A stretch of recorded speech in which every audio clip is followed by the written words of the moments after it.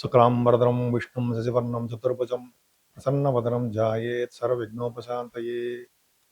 ఓం గం గణపతియే నమః. ఓం శ్రీమాత్రే నమః. ఓం శ్రీ గురుభ్యో నమః. మా ఆది ఆస్వాలను చూసినటువంటి మీ అందరికీ పేరు పేరున నా హృదయపూర్వక నమస్కారాలు. నాకు ఈ మధ్య అంటే 15th మార్చ్ 2026 సండే అండి. ఆ రోజు నాకు డాక్టరేట్ ఇచ్చారు. Doctorate in astrology. అంటే 26 ఇయర్స్ నేను ఇందులో ఉన్నాను. అంటే ఎంఏ పాస్ అయిపోయి, అంటే ఎంఏ ఆస్ట్రాలజీ 1999 2000 ఇయర్లో పొట్టి శ్రీరాములు యూనివర్సిటీ నుంచి పాస్ అయిపోయాను. అప్పటి నుంచి నేను పిహెచ్డి చేద్దాం అది అంటే కుదరలేదంటే ప్రొఫెషనల్గా నేను సింగరేణి కాలేజీలో ఉండిపోవడము. 2017లో బయటకు వచ్చాను నేను. సో దానివల్ల ఐసీడబ్ల్యూ కూడా చదవడం జరిగింది. సరే పక్కన పెడితే 26 సంవత్సరాల నా కళ మొన్న నెరవేరింది. అది గొప్ప అదృష్టంగా భావిస్తున్నాను నేను. అంతేకాకుండా ఆచార్య అండ్ డాక్టరేటు శుక్రాచార్య యూనివర్సిటీ నుంచి ఇచ్చారండి నాకు. నన్ను ఇచ్చారు. అంటే ప్రొఫెషనల్ 10th హౌస్ గురించి చెప్పాను, అది పక్కన పెడదాం. సో ఈ విధంగా నేను మీతో షేర్ చేసుకోవడానికి అవకాశం దొరికింది నాకు.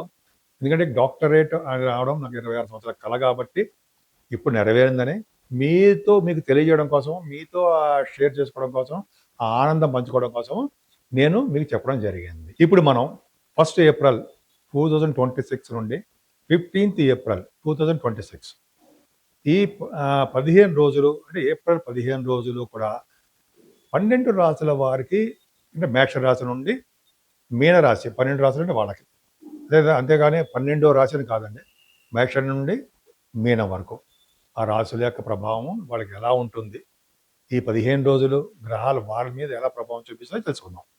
అసలు గ్రహాల యొక్క స్థితిగతుల గురించి ఫస్ట్ తెలుసుకోవాలండి. శుక్రుడు మేషరాశిలో ఉన్నాడు. రవి 14th నుండి 13th నైట్ అనుకోండి, 14th నుండి మీకు ఉచ్చ స్థితిలోకి వచ్చేస్తున్నాడు. 3 డిగ్రీల మేషరాశిలో ఉంటాడు. బ్రహ్మాండం. 3 degrees దగ్గర పరమోచ్చలను అప్ టు 20 degrees వరకు ఆయన మూల త్రికోణంలో. సరే ఇవన్నీ పక్క పెడదాం కంటే స్ట్రాంగ్గా ఉంటాడు. అదొకటి. గురుడు కూడా మిథున రాశిలో ఉండటము, అలాగే కేతు సింహరాశిలోను, కుజ బుధ రాహువులు మీకు కుంభరాశిలో ఉన్నారు. కానీ బుధుడు 11వ తారీఖు నుంచి, కుజుడు 2వ తారీఖు నుంచి మీకు మీనరాశిలోకి వచ్చేస్తున్నారు. రాహు ఒక్కడే కుంభరాశిలో మిగులుతాడు. అంటే రవి, శని, కుజ, బుధులు మీకు మీనరాశిలో ఉన్నారు. అంటే 11th నుంచి బుధుడు మీనరాశిలోకి వస్తున్నాడు. ఆయన నీచ స్థితిలోకి వస్తున్నాడు, నీచలో. అలాగే కుజుడు కూడా ఉంటాడు. కుజ శని కాంబినేషన్ తప్పు. మాట్లాడుకుందాం. మకర రాశి వాడికి మీ రాశికి ద్వితీయ భావంలో బుధరాహువులు ఉండడం వలన ధనప్రాప్తి కలుగుతుంది. మీకు అది చక్కటి భోజన వసతులు కలుగుతాయి. గురుడు కూడా చూడడం వల్ల కుటుంబంలో వృద్ధి కలుగుతూ ఉంటుంది. ఎక్కువగా ప్రయాణాలు చేయవలసి వస్తుంది మీరు. అలాగే మీ తోబుట్టువులను కలవడానికి అవకాశాలు ఎక్కువ ఉంటాయండి. అలాగే ఒక విధంగా కుటుంబ పరంగా ఎప్పుడు ఆనందోత్సవాలతో ఉంటూనే ఉంటారు. కానీ మీ తమ్ముళ్ళకి కానీ, మీ చెల్లెళ్ళకి కానీ, మీకు కానీ దెబ్బలు తగ్గడానికి అవకాశం ఉంది. చిన్న చిన్న దెబ్బలు రోడ్డు మీద నడుస్తుంటారు, పడిపోతూ ఉంటారు. అలాగే వాహనాల వల్ల దెబ్బలు, నీటి వల్ల ప్రమాదాలు, కరెంట్ షాక్స్ కొట్టడం వల్ల షాక్స్ అంటే కొద్దిగా కొంతమందికి ఆత్మహత్యలు అవి అనేది చెప్పకూడదండి, బాగోదు, వద్దు, మనకి ఎవరికి జరగకూడదు. ఆత్మహత్యలు అవి పక్క పెడదాం. ఏదైనా ఈ ఇబ్బందికరమైన వాతావరణాన్ని ఖచ్చితంగా చెప్పచ్చండి. ముఖ్యంగా మీ తోబుట్టు వాళ్ళకి, చెల్లెలకు కానీ, తమ్ముళ్ళకి కానీ చిన్నపాటి మైనర్ ఆపరేషను, అది దెబ్బలు తగలడము, బోన్స్ సంబంధించిన వ్యవహారం జరగడము, వాళ్ళకి నీటి వల్ల ప్రమాదకరమైన కూడా అవకాశం ఉంది. కొద్దిగా జాగ్రత్తగా ఉండండి. సుబ్రహ్మణ్యం పూజ చేసుకుంటే చాలండి, ఇవన్నీ ప్రాబ్లమ్స్ పక్కకు పోతాయి. సరే, కానీ మీ రాహు ఉన్నాడు కదా, చాలా అద్భుతంగా ఉన్నాడండి. రాహు కాదండి, రవి అష్టమాధిపతి 4th భావన ఉన్నాడు. అష్టమాధి 4th భావన ఉన్న శుక్రుడు కూడా ఉన్నాడు కాబట్టి 4th భావంలో రవి ఉన్నాడంటే విదేశాలకు వెళ్తారు, ఉన్న జన్మభూమిని వదులుతారు, ఉద్యోగ రీత్యా వెళ్ళిపోతారు, చదువు రీత్యా వెళ్తారు. మీ అమ్మగారికి బాగుంటుంది. వాహనాలు కానీ, గృహాలు కానీ, లేకపోతే వస్తువులు కానీ ఖచ్చితంగా మీరు కొనుక్కుని తీరుతారు. బంగారాభరణాలు ఉంటాయి. చదువులో ఆటంకాలు ఉండవు. రైతులకు బాగుంటుంది. సంగీతం, మ్యూజిక్, కళారంగం అద్భుతంగా బాగా రాణించడానికి అవకాశాలు ఉన్నాయి. అంతేకాని సంతాన విషయంలో ఏమాత్రం ఇబ్బంది పడరండి. శత్రువుల వలన భయం తక్కువ, శత్రువులు మిత్రులు అవుతారు, సేవకాజనం ఉంటారు మీకు. అలాగే మీ భార్యాభర్తల యొక్క దాంపత్య జీవితం కానీ, అయితే మీ కొత్తగా పెళ్లి సంబంధాలు అవడానికి అవకాశం ఉంది. మీ ఆరోగ్యం మాత్రం చాలా చాలా జాగ్రత్తగా చూసుకోండి. ఎందుకంటే కేతు ప్రభావం ఉంది కాబట్టి ఆరోగ్యం కొంచెం జాగ్రత్త చూసుకోండి. ఏదేమైనా మీ రాశి వారికి ప్రొఫెషనల్ అంటే వ్యాపార మూలకంగా కొద్దిగా ఇబ్బందులు ఎదురవుతూ ఉంటాయి.